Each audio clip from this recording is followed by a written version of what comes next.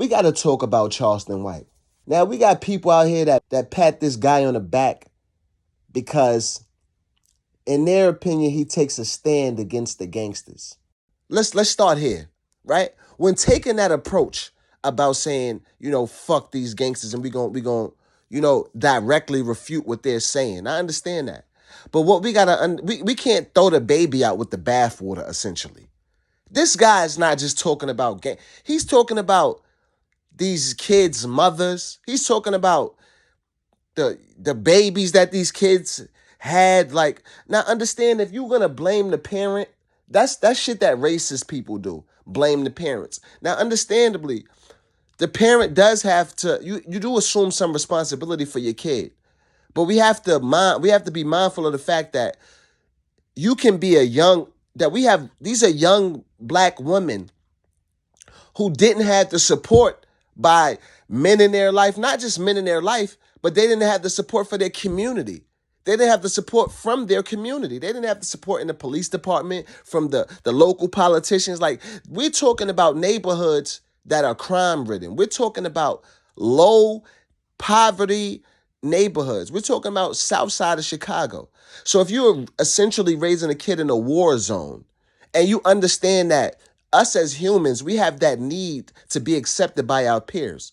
So it's but so much that you can instill into your kids unless you're going to just lock them in the house and homeschool them and do that. And hey, I'm not against that, because other nationalities come to this country and they do that. They don't partake in all the nonsense and distractions that our kids take into.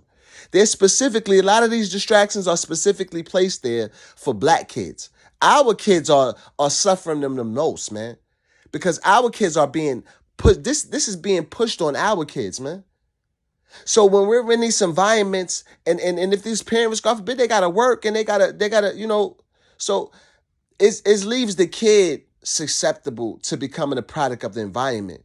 It happens a lot. And I'm not making an excuse for them, but this is what happens. So, hurt people.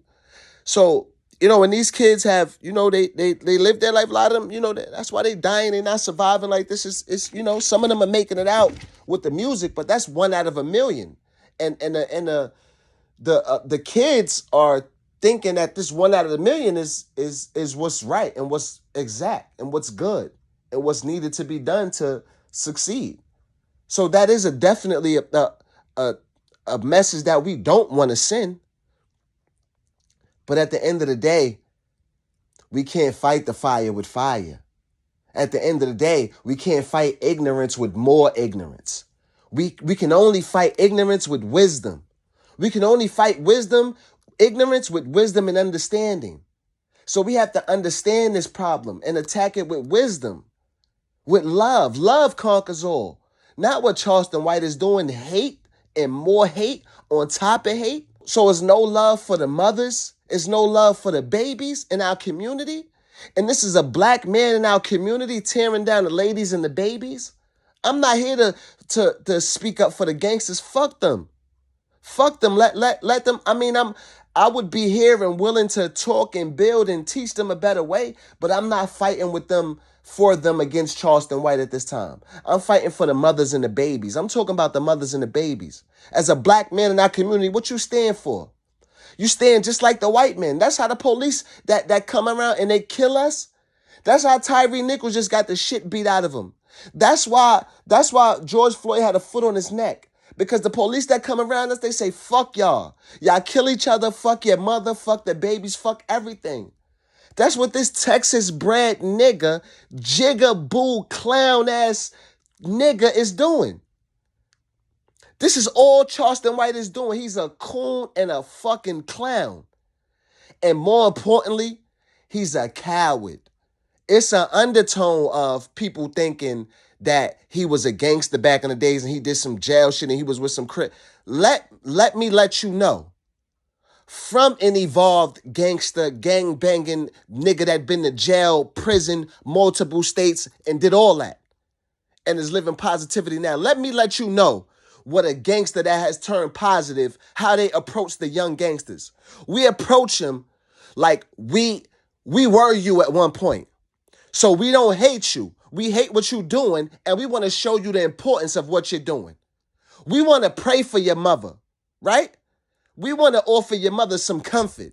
We want to tell you how to save your babies. That's what we want to do. When I see a young nigga banging, I don't automatically hate him because I was a young nigga banging. I was a young nigga that lived by them codes. I was a young nigga that fought for my respect, and I thought that my strength had to come from my gangster. I was a young nigga that didn't know that you could be strong and positive. I didn't know because I was in a bad environment where everybody that was positive was broke and everybody that had something was a drug dealing and gangster. So I assumed, I knew I wasn't no coward and I knew I wanted great. So I assumed I had to be a gangster to be great. I thought that broke and soft was synonymous with each other. Unsuccessful and suckers is synonymous. Gangster and success was synonymous with each other. This is what I thought.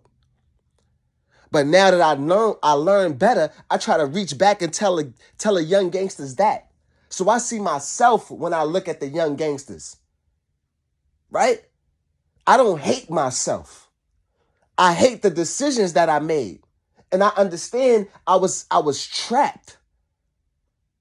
I was damn near hypnotized by the ignorance around me. But Charleston White doesn't look at it like that. And that's why it shows me he was never a gangster. He was never a hard young nigga. He was a coward. When he was a kid, when he was in that gang, when he was in them youth, he was soft as shit. He was a punk. I bet you could never find none of the niggas that ran with him to say he's real. That say he's a gangster. That now they may could say he's a gangster, but they will never have no proof. Because a lot of times you don't know the person that's next to you is fronting. You don't know the something happened. But I'm here to tell you, there's no way. There's no way.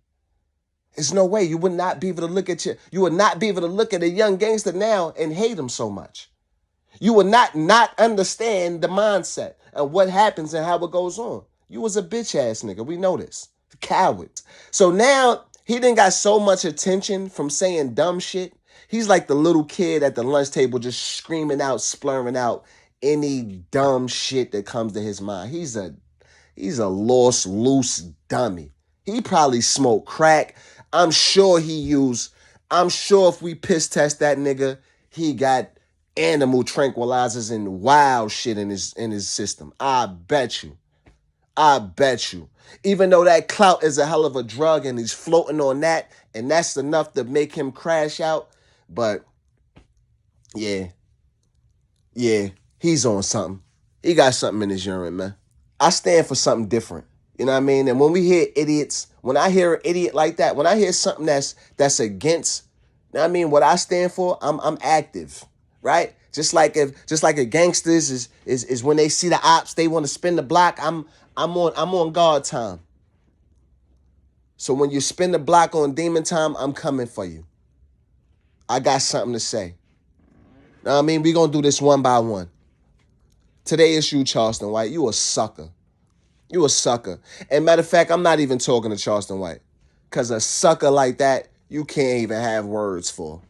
Because this is what he enjoys, being a clown and an idiot and an ignorant man and spurring out ignorance. So he'll never try to combat anything, you know what I mean, with any thought process that's worth paying attention to. Anybody that listened to Charleston White, anybody that got respect for Charleston White, you're wrong. He deserves no respect. He's a coward. He's hiding behind the computer. He's a sucker. He's a sucker. He's a scared little man, and he been coming up in that little body. He looked like he about 5'5". He looked like he's the size of my 11-year-old son. So being in Texas, being locked up, being in a gang, being around gangsters, being around crime as a youth, and I'm sure he was intimidated. I'm sure he feels like a little man. I'm sure he feels like a little man. He is a little man. He is a little man. He's a weak little man. And he feels like that. And he's like a kitty cat backed in the corner. He's swinging, screaming, hussing, and he's going crazy. I implore y'all, man. People with platforms, people that care about the community, people that's fucking with Charleston White because they think that, you know, they agree with what he's doing, is taking a stance against the gangs. He's doing it the wrong way. He's a coward. He's doing it the wrong way. Do not align yourself with such ignorance. He has no love in his heart for nobody. He has no love in his heart for the community. He's ready to burn down the community. Leave him alone, man. Stop giving him your platform, man. Stop, please. Don't click on it when you see his face, man.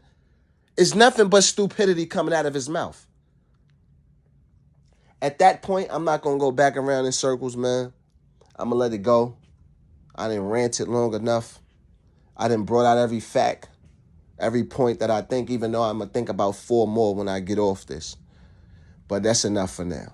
TNR, Teach and Reveal, Truth and Reality, Tumble and Rise. Man, y'all know what I'm here to do. Bond Simmons, man. I don't hide, man. Bond Simmons, man.